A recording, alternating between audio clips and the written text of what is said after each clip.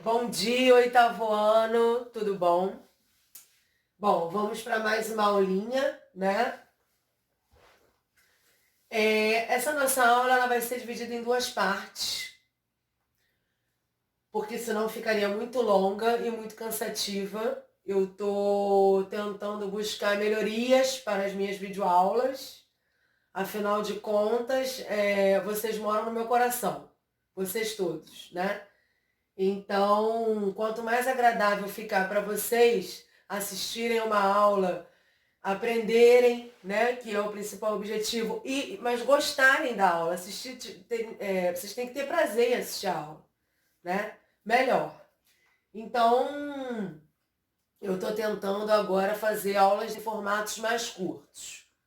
Bom, antes da gente começar a primeira parte da aula, eu quero só falar umas coisinhas para vocês. Eu peço que vocês marquem no livro o que as partes mais importantes, sublinhem, né? Peguem o caderno de ciências e anotem todas as dúvidas que vocês tiverem ao longo dessa aula, dessa e de todas as outras, tá? Anotem as dúvidas, porque aí na nossa próxima aula, presencial não, perdão, ao vivo, né, online ao vivo, vocês podem tirar essas dúvidas. A gente pode aproveitar o horário para tirar as dúvidas, tá bom? E se não quiserem esperar até a próxima aula ao vivo online, lá pelo Zoom, vocês também podem tirar essas dúvidas pela plataforma, tá? Então não deixem de anotar, pode anotar no próprio caderno de ciências as dúvidas que vocês vierem a ter desse e de qualquer outro capítulo. Então vamos lá, vocês podem abrir o livro aí na página 124, acho que está dando para ver legal, né? Espero que sim. Hoje a gente vai falar sobre a harmonia das funções reprodutivas. Primeira parte, né? Então vamos lá, introdução. Reprodução humana. Hoje a gente vai focar, esse capítulo foca na reprodução humana, tá? A gente sabe que é sexuada, né? A gente já aprendeu no capítulo anterior. Sexos separados, né? Fecundação interna e desenvolvimento direto. Isso a gente já aprendeu. E qual é o objetivo da reprodução humana? O objetivo da reprodução humana, ele é um objetivo comum a qualquer reprodução sexuada, que é garantir a perpetuação da espécie e a variabilidade genética. Porque quando eu tenho reprodução sexuada, lembra? Eu tenho união de gametas, né? O óvulo mais o espermatozoide. Quando eu tenho união de gametas, eu tenho o quê? Eu tenho variabilidade genética, porque o indivíduo que vai...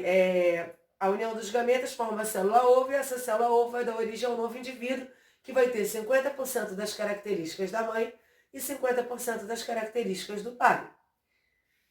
Bom, com relação, então, para essa reprodução humana funcionar bem, é necessário que se tenham os hormônios esteroides.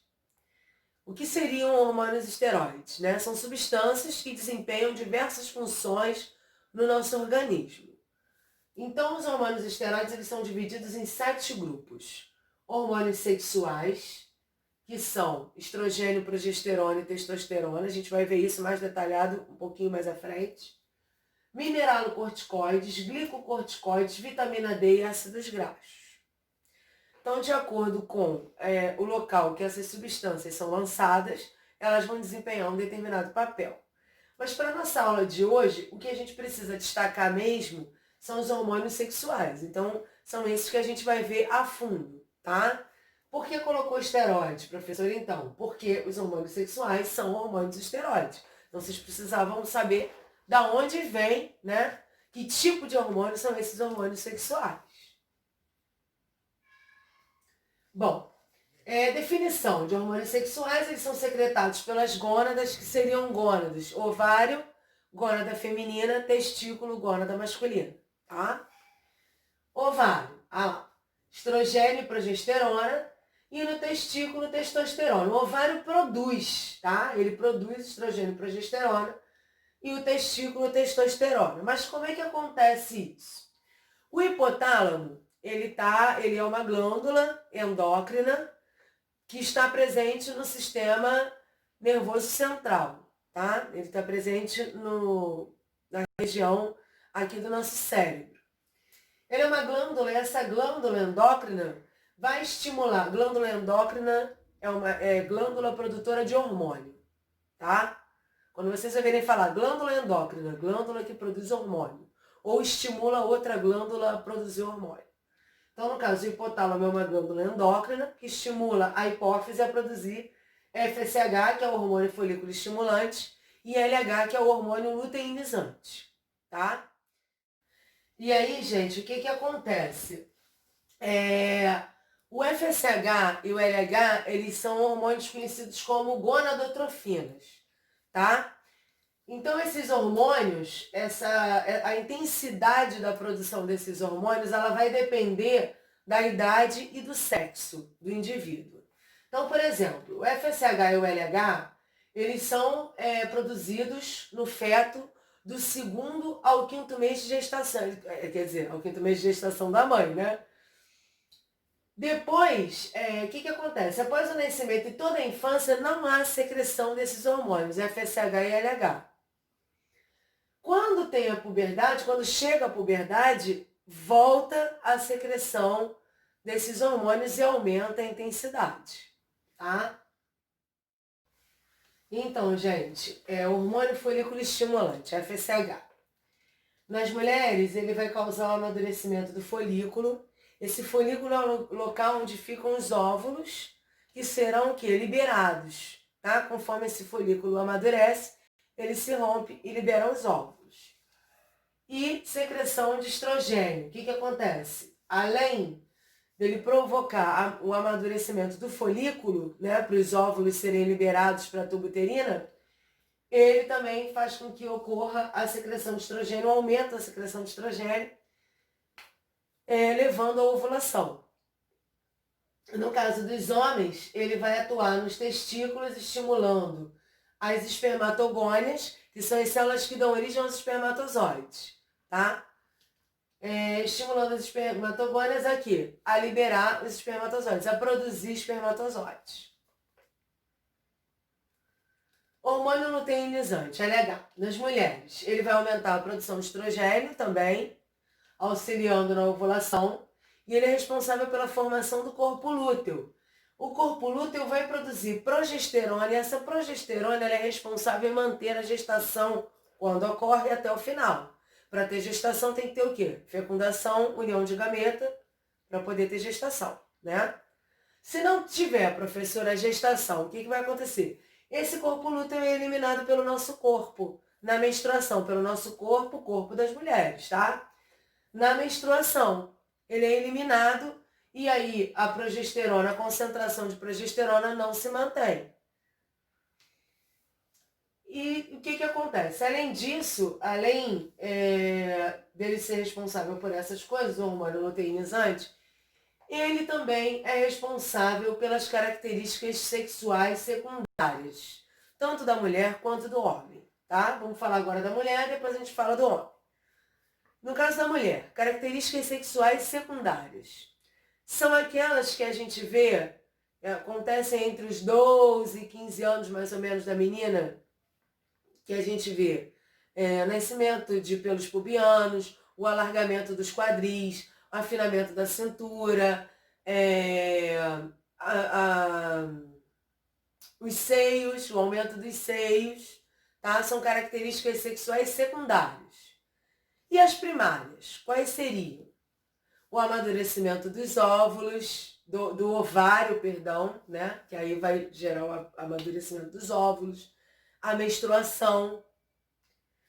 As características primárias estão relacionadas aos órgãos sexuais, aos órgãos genitais, tá? O desenvolvimento dos órgãos genitais. Já as secundárias são as características gerais que aparecem, que mudam, né? E que vêm aparecer no corpo de uma mulher durante a puberdade, a partir da puberdade, e no corpo do homem também a partir da puberdade. Bom, o que o hormônio luteinizante faz no homem, né? Como é que ele atua? Ele vai estimular as células de Leydig a produção de testosterona, tá? Essas células estão presentes nos testículos. Amadurecimento dos órgãos sexuais, né? O homem não nasce já com os órgãos sexuais amadurecidos, né? Do tamanho que vai ficar, digamos assim, né? Esse tamanho, ele muda. Então, nenhuma criança vai nascer já pensou como é que ia ser? Não tem como. Vai mudando, né? Conforme a criança vai crescendo. E na puberdade, esses órgãos sexuais, eles amadurecem. Eles só amadurecem na puberdade, tá? E as características sexuais secundárias também, como eu falei anteriormente. No caso do homem, o que seriam as características sexuais secundárias? Nascimento do palmo de Adão, também pelos pubianos, os pelos das axilas, né? O aumento de pelos, a barba, a voz grossa, tá? E outras coisas mais. Seriam as características secundárias, que vão aparecer na puberdade. Então, eu já falei para vocês sobre características sexuais primárias, né? Está relacionado aqui ao amadurecimento do órgão genital, seja no homem, seja na mulher. E as secundárias, que eu já exemplifiquei. Na mulher, essas características sexuais secundárias, elas aparecem entre os 12 e 15 anos. É claro, gente, que isso daí é uma estimativa, tá? E nos homens, entre os 13 e 16 anos. Pode acontecer um pouquinho antes? Pode. Pode acontecer um pouquinho depois? Pode. Só não pode acontecer muito antes nem muito depois, porque aí é caso para realmente ir ao médico para ver o que está acontecendo, né? Bom, com relação à gametogênese normal, eu queria ter tirado uma foto, mas a foto não ia ficar legal aqui. Então eu peço a vocês que abram o livro na página 128. Eu também vou abrir o meu livro para ir falando para vocês. E eu vou falando e vocês vão acompanhando aí. Peço perdão de não ter conseguido colocar a foto aqui. Não ficou legal, não consegui printar, tá? Mas a gente vai conseguir entender. Bom, vamos lá. Gametogênese normal. Espermatogênese. No caso aqui é o processo de amadurecimento do quê? Dos espermatozoides, tá? Nós vamos ter o testículo. Eu acho que não adianta nem eu botar aqui, né, gente? Nem adianta. Eu acho que nem adianta. Não, ele nem vai ficar também. Esse livro é ótimo. Deixa eu até ver aqui. Não, não vai adiantar. Bom, então vamos lá. Prestem atenção aqui. Testículo, e aí tem a espermatogônia, que é a célula que vai dar origem, né, aos espermatozoides. E aí tem assim, 46XY. O que isso quer dizer? Que ela é diploide, ela tem 46 cromossomos, tá? Em pares. Espermatócito primário, 46XY também é diploide. E aí ocorre a primeira divisão meiótica, que vai fazer com que vai dar origem a duas células haploides, tá? 23X e 23Y. Porque vocês vão entender, eu vou explicar já o que é isso. E aí você vai ter espermatócitos secundários que vão dar origem, cada um também, a outra divisão meiótica acontece, vão dar origem, cada espermatócito secundário, a duas células haploides com 23X ou 23Y. E aí ocorre, peraí só um instantinho, a espermiogênese, que vai dar origem aos espermatozoides normais, que eles poderão ser X ou Y. Professora, não estou entendendo nada, né? O que acontece? A gente vai entrar mais em detalhes, isso é genética. Isso está relacionado com genética, com cromossomos, tá? A gente vai entrar em detalhes nisso ano que vem. Esse ano, o que eu preciso que vocês entendam? daqui, dessa confusão toda. Os espermatozoides, eles não surgem maduros, milagrosamente. Eles amadurecem com estímulo hormonal, tá? Com estímulo de quê? Da testosterona e dos outros hormônios produzidos pela hipófise, ok? Além disso, os espermatozoides, eles vão ter cromossomo X ou cromossomo Y. Quando eles têm cromossomo X, se eles fecundarem o óvulo, eles vão dar origem a essa célula ovo vai dar origem a uma menina. Se o espermatozoide tiver cromossomo Y, ele fecundando o óvulo, dando origem à célula ovo, essa célula ovo vai dar origem a um indivíduo menino, tá? Eu preciso que vocês entendam isso. Não se preocupem, isso é confuso esse esquema. Nós vamos trabalhar ele muito melhor ano que vem, que a gente entra em genética, porque para falar aqui com vocês sobre pares de cromossomos, cromossomos homólogos, sobre número de cromossomos e tudo mais, vocês precisariam já ter tido uma base teórica prévia, né, de genética. Só que isso nós vamos dar no 9º ano, tá bom? Então não se preocupem.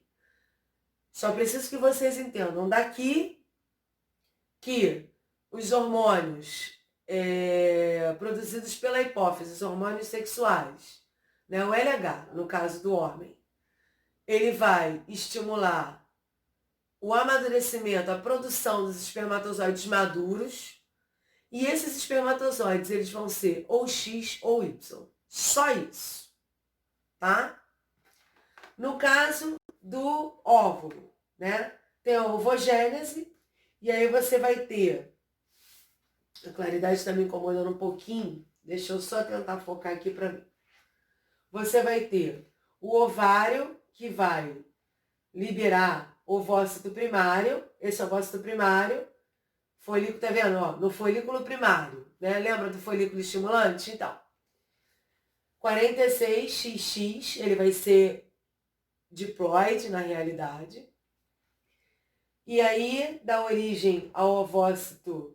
O ovócito primário, ele se desenvolve, ele cresce, que vai dar origem ao ovócito, vai ficando cada vez maior até dar origem ao ovócito secundário, que vai ser haploide, que a gente chama, ele não tem par de cromossomos, ele tem 23 cromossomos X. E aí vai amadurecer e vai dar origem ao óvulo. Esse óvulo, esse ovócito fecundado, eles chamam de ovócito, pode chamar de óvulo ou ovócito secundário, tá? É o maduro, né? Que ele é haploide, ele é X, ele é sempre X. O óvulo é sempre X. O espermatozoide pode ser X ou Y. Professora, o espermatozoide pode ser X e Y? Não. Ele vai ser ou X ou Y. E o óvulo vai ser sempre X. E aí o que acontece? Se houver fecundação, ou seja, o espermatozoide penetrar esse óvulo, vai ter união de gametas dos núcleos dessas duas células. Se o espermatozoide for X, vai se unir ao óvulo X, dando origem ao indivíduo que XX, a uma célula ovo XX, que vai ser uma célula ovo, que vai dar origem ao indivíduo menina, tá? A uma fêmea, se preferirem pensar assim. É que como a gente está falando de reprodução humana, então menina fica mais bonitinho. E no caso, se o espermatozoide que fecundou esse óvulo for Y, quando unir os núcleos do espermatozoide com o óvulo, eu tenho o X do óvulo e o Y do espermatozoide. Vai formar uma célula ovo XY, que vai dar origem ao indivíduo menino, tá? Por enquanto, é isso que eu preciso que vocês entendam desse desenho confuso aqui. A gente vai voltar nisso Eu não vou me prender nisso esse ano, não vou cobrar isso de vocês. A gente vai voltar isso ano que vem. E aí, a gente vai voltar nisso, vocês vão ter uma base teórica de genética para vocês poderem compreender isso aqui, tá? Na realidade, isso está um pouco solto aqui, eu só quis citar, comentar, que está aqui, né? Vocês vão falar, poxa, a professora pulou, não explicou nada. Mas é mais para deixar vocês assim tranquilos de que isso daqui vai ser dado detalhadamente ano que vem. Então, continuando aqui. E o processo de amadurecimento do espermatozoide é chamado de espermatogênese e de amadurecimento do óvulo é chamado de ovogênese, tá? É isso que eu preciso que vocês saibam com relação a esse esquema. Fora isso, não esquentem nesses detalhes, tá bom? Bom, vamos lá então. Com relação à fecundação, né? Fecundação é a união de gametas, para ser mais completo, de núcleo dos gametas. Isso aí foi o que eu acabei de falar, o espermatozoide, o que eu quero que vocês saibam. Ele pode ser X ou Y, o óvulo é sempre X. E a fecundação, a união desses dois gametas vão dar origem ao quê? Vai dar origem aqui a uma célula ovo ou zigoto, são sinônimos. Célula ovo e zigoto, sinônimo, tá?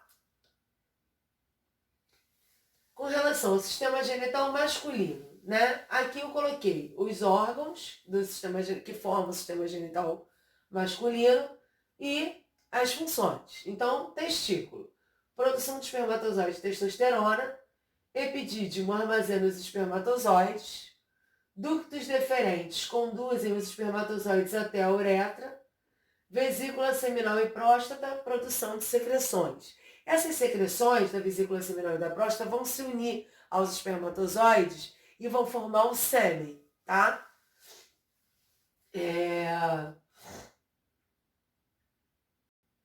Então, a uretra, canal do pênis, eu fiz questão de colocar isso. A uretra, ela elimina tanto sêmen quanto urina. O homem tem um único canal, que vai eliminar tanto a urina quanto o sêmen. O que é o sêmen? A secreção, vamos voltar aqui, ó. A secreção produzida pela vesícula seminal e pela próstata, mais os espermatozoides, tá? O pênis é o órgão copulatório, né? E o sêmen, aqui, foi o que eu acabei de falar. E aí, o que acontece? O pênis, ele é um órgão rico em vasos sanguíneos. Para que essa ereção, para que a ereção do pênis ocorra, para que ele possa penetrar, né, a vagina, para que ocorra a fecundação, ele precisa, além de ter os vasos sanguíneos, tem toda uma ligação com o sistema nervoso central. Toda uma ligação com o sistema nervoso central, tá? Que na realidade envolve o quê? Envolve cheiros, envolve visão, envolve audição, envolve toda uma parte psicológica também, para que ocorra essa ereção, tá? E como ele é um músculo rico em vasos sanguíneos, ele consegue, então, de acordo com os estímulos do sistema nervoso central, ele consegue, os vasos sanguíneos, eles vão ficando, o sangue vai passando ali, vai em maior quantidade para aquela região ali, e ele então consegue, o pênis então sofre a ereção. E o que seria espermograma? O espermograma é um exame que se faz para ver se o sêmen é saudável ou não, é viável ou não. Se ele possui espermatozoides viáveis para fecundação ou não. Às vezes o homem, ele até produz espermatozoides, os testículos dele produzem espermatozoides, mas não consegue, não são viáveis, não chegam até o óvulo na tuba uterina para poder ter a fecundação. Então o espermograma é isso, é um exame para ver, é um exame laboratorial para ver se os espermatozoides presentes no sêmen do homem são viáveis, né? Estão prontos, são maduros e se estão prontos para fazer a fecundação. Gente, perdão aí pelo nariz entupido. Esse outono para mim é terrível. Bom, com relação ao sistema genital feminino, apesar de ter menos órgãos, ele é bem mais complexo, né? Porque é a mulher que fica grávida. Então, já dá para entender por aí. Bom, e aí a gente tem os ovários, que produzem estrogênio e progesterona, e liberam os óvulos, que vão ser fecundados. Esses óvulos, eles caem nas tubas uterinas. Cai um óvulo por vez, tá? Por mês é um óvulo, na maioria das vezes. A gente vai ver as exceções na próxima aula, na segunda parte. Mas na maioria das vezes é um... Porque na realidade, o que acontece? A gente ovula as mulheres. Um mês do ovário esquerdo, do outro mês do ovário direito. E assim vai, na maioria das vezes. Tá? As exceções a gente vai ver na aula que vem. Então, assim, é um óvulo que vai cair na tuba uterina, onde poderá ocorrer a fecundação. Como é que ocorre a fecundação? O espermatozoide tem que ir até o óvulo, na tuba uterina, né? E vai ter a união dos núcleos desses gametas para poder formar a célula-ovo. Essa célula-ovo, ou zigoto, ela vai para o útero, onde vai ocorrer o quê? A nidação. O que seria a nidação? Nidação é o processo pelo qual o zigoto se fixa na parede do útero. E a partir dali, ele vai se desenvolver. E a vagina? Para que serve a vagina? Para a eliminação da menstruação. Bom, só voltando aqui no útero, o útero é o órgão responsável pela gestação, né? Por manter o embrião se desenvolvendo. Mas na realidade a gente sabe que não é só o útero. Para que essa gestação ocorra de forma adequada, é preciso o quê? A produção de hormônios adequados na quantidade ideal que os ovários produzem. Tá? Os ovários é que vão produzir esses hormônios e aí a gestação ela vai acontecendo no útero, né? A partir do momento que o zigoto ou a célula-ovo se fixa na parede do útero, esse útero ele está com uma parede bem espessa, cheia de sangue, pronto para receber realmente essa célula-ovo, esse zigoto, tá?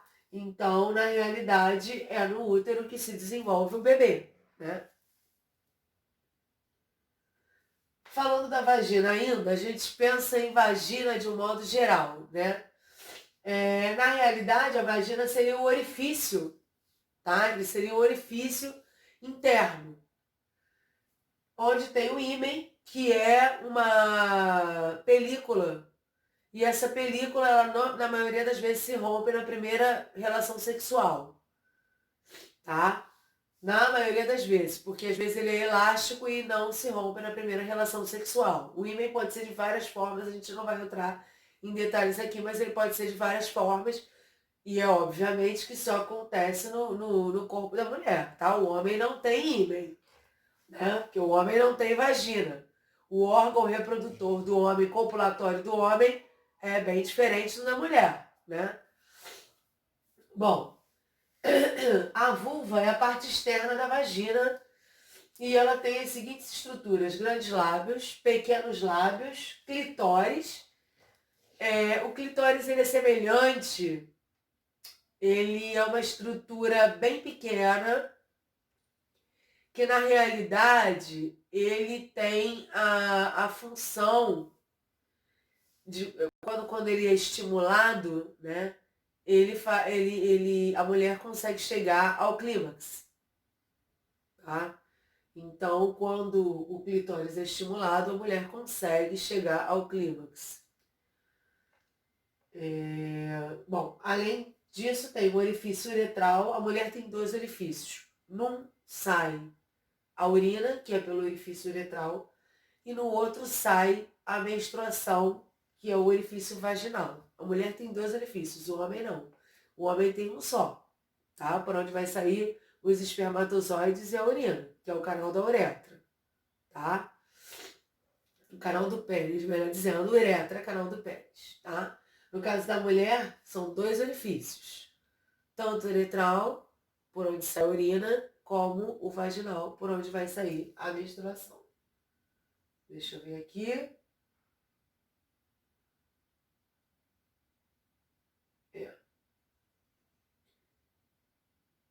Deixa eu sair daqui. Bom, é isso aí, gente. Por hoje é só. Espero que vocês tenham gostado da aula. Qualquer dúvida, pergunta lá na plataforma ou na aula ao vivo, na nossa próxima aula ao vivo. Não deixem de assistir essa videoaula todinha. Marquem as coisas importantes, anotem as dúvidas no caderno de ciências, tá bom? Por hoje a gente fica por aqui. Na próxima semana vocês vão ter a segunda parte dessa aula. Beijo grande, mais uma vez peço desculpas de não ter conseguido colocar a figura aqui, mas conforme eu falei, não se preocupem, tá? Não se preocupem porque eu não vou cobrar aquela figura ali detalhada, eu vou cobrar só o que eu falei para vocês memorizarem, que tá aqui e tá até no slide, dá para vocês verem, tá bom? Depois a gente vai voltar nisso com mais calma e, se Deus quiser, de forma presencial, né? Que aí fica bem mais fácil também para explicar uma figura, tá bom? Não se preocupem com isso, porque vocês vão ver isso detalhado ano que vem. Beijo para vocês.